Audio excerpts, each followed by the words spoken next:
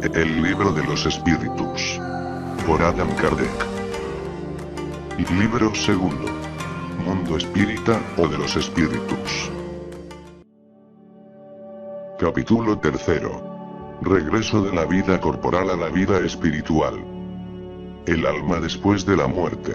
Su individualidad. Vida eterna. Separación del alma y el cuerpo. Turbación espírita.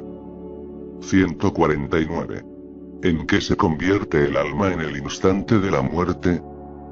Vuelve a ser espíritu, es decir, regresa al mundo de los espíritus, que había dejado momentáneamente. 150. Después de la muerte, ¿conserva el alma su individualidad? Sí, nunca la pierde. ¿Qué sería si no la conservara? 150. ¿Cómo constata el alma su individualidad, puesto que ya no tiene el cuerpo material? Aún tiene un fluido que le es propio, que extrae de la atmósfera de su planeta y que presenta la apariencia de su última encarnación. Su periespíritu. 150. ¿El alma no se lleva consigo nada de este mundo? Nada más que el recuerdo y el deseo de ir a un mundo mejor. Es un recuerdo pleno de satisfacción o de amargura, según el empleo que haya hecho de la vida. Cuanto más pura es el alma, mejor comprende la futilidad de lo que ha dejado en la tierra. 151. ¿Qué pensar de la opinión según la cual el alma, después de la muerte, regresa al todo universal? ¿Acaso el conjunto de los espíritus no forma un todo? ¿No constituye todo un mundo? Cuando te encuentras en una asamblea, eres parte integral de ella, y sin embargo conservas siempre tu individualidad. 152. ¿Qué prueba podemos obtener acerca de la individualidad del alma después de la muerte? ¿No obtenéis esa prueba por medio de las comunicaciones que lográis? Si no sois ciegos, veréis. Y si no sois sordos, oiréis, pues muy a menudo os habla una voz que os revela la existencia de un ser que está fuera de vosotros. Los que piensan que después de la muerte el alma regresa al todo universal están equivocados. Si por ello entienden, que semejante a una gota de agua que cae al océano, el alma pierde allí su individualidad. En cambio, están en lo cierto si entienden por el todo universal al conjunto de los seres incorporales del cual cada alma o espíritu es un elemento. Si las almas se confundieran en la masa, solo tendrían las cualidades del conjunto, y nada las distinguiría. No tendrían inteligencia ni cualidades propias. En cambio, todas las comunicaciones revelan la conciencia del yo, y una voluntad distinta. La diversidad infinita que presentan en todos los aspectos es la consecuencia misma de las individualidades. Si después de la muerte solo hubiese lo que se llama el gran todo, absorbiendo las individualidades, ese todo sería uniforme, y por consiguiente, todas las comunicaciones que se recibieran del mundo invisible serían idénticas. Puesto que allí encontramos seres buenos y malos, sabios e ignorantes, felices y desdichados. Puesto que los hay de todos los caracteres, alegres y tristes, frívolos y profundos, etc. Es evidente que se trata de seres distintos. La individualidad resulta más evidente aún cuando estos seres prueban su identidad por medio de señales incontestables, detalles personales relativos a su vida terrenal, que pueden verificarse. Además, no es posible ponerla en duda cuando ellos se manifiestan a la vista en las apariciones. La individualidad del alma se nos enseñaba en teoría, como un artículo de fe. El espiritismo la hace patente y, en cierto modo, material. 153. ¿En qué sentido se debe entender la vida eterna?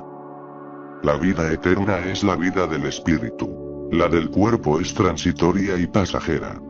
Cuando el cuerpo muere, el alma regresa a la vida eterna. 153. ¿No sería más exacto llamar vida eterna a la de los espíritus puros, los que por haber alcanzado la perfección no habrán de sufrir más pruebas? Esa es más bien la dicha eterna. No obstante, se trata de una cuestión de palabras. Llamad a las cosas como más os guste, con tal de que os pongáis de acuerdo. Separación del alma y el cuerpo. 154. ¿Es dolorosa la separación del alma y el cuerpo? No, a menudo el cuerpo sufre más durante la vida que en el momento de la muerte. El alma no interviene en eso para nada. Los padecimientos que a veces se experimentan en el momento de la muerte son un goce para el espíritu, que ve llegar el término de su exilio. En la muerte natural, la que ocurre por el agotamiento de los órganos como consecuencia de la edad, el hombre deja la vida sin percatarse de ello. Es como una lámpara que se apaga por falta de combustible. 155. ¿Cómo se opera la separación del alma y el cuerpo? Al romperse los lazos que la retenían, el alma se desprende. 155. La separación se opera instantáneamente y por una transición brusca. ¿Hay una línea de demarcación netamente trazada entre la vida y la muerte? No, el alma se desprende gradualmente. No se escapa como un pájaro cautivo que ha sido devuelto súbitamente a la libertad. Los dos estados se tocan y se confunden. Así, el espíritu se desprende poco a poco de sus lazos. Estos se sueltan, no se quiebran. Durante la vida, el espíritu se halla unido al cuerpo por su envoltura semimaterial o periespíritu. La muerte solo es la destrucción del cuerpo y no la de esa segunda envoltura, la cual se separa del cuerpo cuando cesa en él la vida orgánica. La observación prueba que en el instante de la muerte el desprendimiento del periespíritu no se completa de manera súbita, sino que se opera gradualmente y con una lentitud muy variable según los individuos. En algunos es bastante rápido, y podemos decir que el momento de la muerte es también el de la liberación, que se da en unas pocas horas. En otros, por el contrario, sobre todo en aquellos cuya vida ha sido completamente material y sensual, el desprendimiento es mucho menos rápido y a veces dura horas, semanas y hasta meses.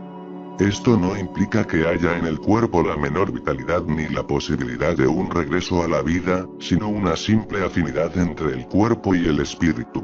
Afinidad que siempre depende de la preponderancia que durante la vida el espíritu dio a la materia.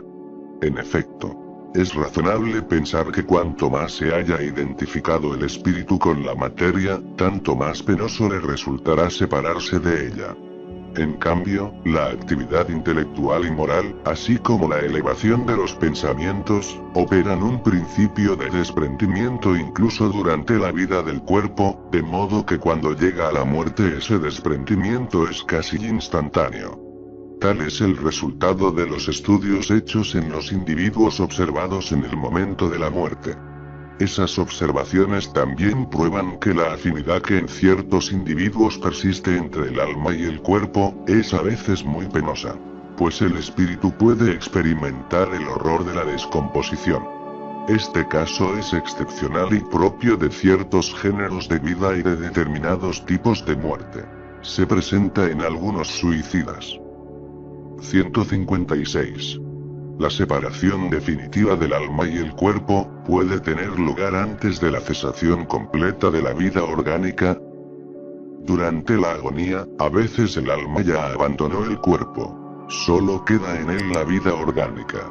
El hombre ya no tiene conciencia de sí mismo, y a pesar de eso aún le resta un soplo de vida. El cuerpo es una máquina a la que el corazón pone en movimiento. Funciona mientras el corazón hace circular la sangre por las venas. Y para eso no tiene necesidad del alma. 157. En el momento de la muerte, tiene a veces el alma un arrebato o éxtasis que le hace entrever el mundo al que regresará. A menudo el alma siente que los lazos que la atan al cuerpo se quiebran. Entonces emplea todos sus esfuerzos para cortarlos por completo. Ya en parte desprendida de la materia, ve el porvenir extenderse ante ella y goza por anticipado del estado de espíritu. 158. El ejemplo de la oruga, que primero se arrastra por el suelo y luego se encierra en la crisálida, en estado de muerte aparente, para renacer con una existencia deslumbrante. puede darnos una idea de la vida terrenal, luego la tumba, y por último, nuestra nueva existencia. Una idea limitada. La imagen es buena, pero no sería conveniente tomarla al pie de la letra, como hacéis a menudo. 159. ¿Qué sensación experimenta el alma en el momento en que se reconoce en el mundo de los espíritus? Eso depende. Si has hecho el mal con el deseo de hacerlo, en un primer momento te sientes muy avergonzado por eso. Para el justo es muy diferente. Su alma se siente como aliviada de un gran peso, pues no le teme ninguna mirada escrutadora. 160. El espíritu encuentra de inmediato a quienes conoció en la tierra y que murieron antes que él. Sí, según el afecto que sentía por ellos y el que ellos sentían por él. A menudo acuden a recibirlo a su regreso al mundo de los espíritus, y lo ayudan a desprenderse de las envolturas de la materia. También encuentra a muchos que había perdido de vista durante su estancia en la tierra. Ve a los que están errantes. Y a los que se encuentran encarnados, los va a visitar. 161. En la muerte violenta o debida a un accidente, cuando los órganos aún no han sido debilitados por la edad o las enfermedades, la separación del alma y el cese de la vida, tienen lugar simultáneamente. Así sucede por lo general, pero en todos los casos el instante que los separa es muy breve. 162. Después de la decapitación, por ejemplo, conserva el hombre durante algunos instantes la conciencia de sí mismo. Suele conservarla durante algunos minutos, hasta que la vida orgánica se haya extinguido por completo. Pero a menudo también el temor a la muerte le hace perder la conciencia antes del instante del suplicio. Se trata aquí de la conciencia que el ajusticiado tiene de sí mismo en tanto hombre, por intermedio de los órganos, y no como espíritu. Así pues, si no perdió esa conciencia antes del suplicio, puede conservarla algunos instantes, pero que son muy breves, y cesa necesariamente con la vida orgánica del cerebro, lo que no implica que el periespíritu esté desprendido por completo del cuerpo. Por el contrario, en todos los casos de muerte violenta, como esta, no se debe a la extinción gradual de las fuerzas vitales, los lazos que unen el periespíritu al cuerpo son más tenaces, y el desprendimiento completo es más lento. Turbación espírita. 163. El alma, cuando deja el cuerpo, tiene de inmediato conciencia de sí misma. Conciencia inmediata no es la expresión adecuada. El alma permanece algún tiempo en estado de turbación. 164. ¿Experimentan todos los espíritus en el mismo grado y durante el mismo tiempo la turbación que sigue a la separación del alma y el cuerpo? No, eso depende de la elevación de cada uno. El espíritu que ya está purificado se reconoce a sí mismo casi inmediatamente, porque ya se desprendió de la materia durante la vida del cuerpo, mientras que el hombre carnal, cuya conciencia no es pura, conserva durante mucho más tiempo la impresión de la materia. 165. ¿El conocimiento del espiritismo ejerce alguna influencia sobre el tiempo que dura la turbación? Ejerce una influencia muy grande, puesto que el espíritu comprende por anticipado esa situación. No obstante, la práctica del bien y la conciencia pura ejercen la mayor influencia. En el momento de la muerte todo es confuso al principio. El alma necesita algún tiempo para reconocerse. Está como aturdida, como en el estado de un hombre que acaba de salir de un profundo sueño e intenta percatarse de su situación. La lucidez de las ideas y el recuerdo del pasado vuelven a ella a medida que se borra la influencia de la materia de la que acaba de desprenderse, y que se disipa, la especie de niebla que oscurece sus pensamientos. El tiempo que dura la turbación que sigue a la muerte es muy variable. Puede extenderse desde algunas horas hasta muchos meses, e incluso muchos años. Es menos prolongado en quienes cuando vivían, se identificaron con su estado futuro, porque entonces comprenden inmediatamente su situación. Esa turbación presenta circunstancias particulares según el carácter de los individuos y, sobre todo, según el tipo de muerte. En los casos de muerte violenta, producida por suicidio, suplicio, accidente, apoplejía, heridas, etc., el espíritu se halla sorprendido, asombrado. No cree estar muerto y lo sostiene con obstinación. Sin embargo, ve su cuerpo, sabe que ese cuerpo es el suyo y no comprende que se separó de él. Se acerca a las personas a quienes aprecia, les habla y no entiende por qué no lo oyen. Esa ilusión se mantiene hasta que el periespíritu se desprende por completo. Solo entonces el espíritu se reconoce y comprende que ya no forma parte de los vivos. Este fenómeno se explica fácilmente. Sorprendido de improviso por la muerte, el espíritu queda aturdido por el brusco cambio que se operó en él. La muerte todavía es para él sinónimo de destrucción, de aniquilamiento. Ahora bien, como piensa, ve y oye, a su entender, no está muerto. Lo que aumenta su ilusión es que se ve con un cuerpo semejante al anterior por la forma, pero cuya naturaleza etérea aún no ha tenido tiempo de estudiar. Le parece sólido y compacto como el primero, y cuando se le llama la atención acerca de este punto se asombra de no poder palparse. Este fenómeno es análogo al de los sonámbulos novatos, que no creen estar dormidos. Para ellos el dormir es sinónimo de suspensión de las facultades. Ahora bien, como piensan libremente y pueden ver, suponen que están despiertos. Algunos espíritus presentan esta particularidad aunque la muerte no les haya llegado de modo inesperado.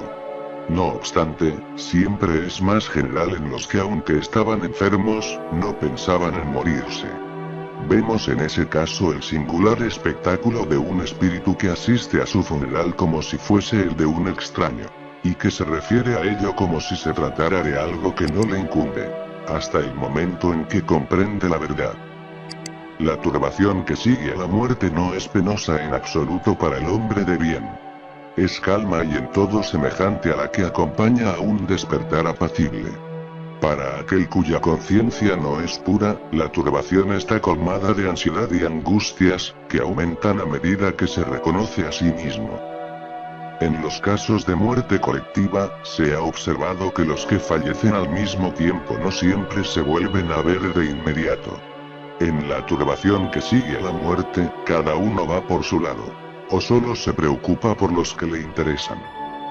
En la muerte natural, la turbación comienza antes de la cesación de la vida orgánica, y el espíritu pierde por completo la conciencia de sí mismo en el momento de la muerte. De ahí se sigue que el espíritu jamás es testigo del último suspiro.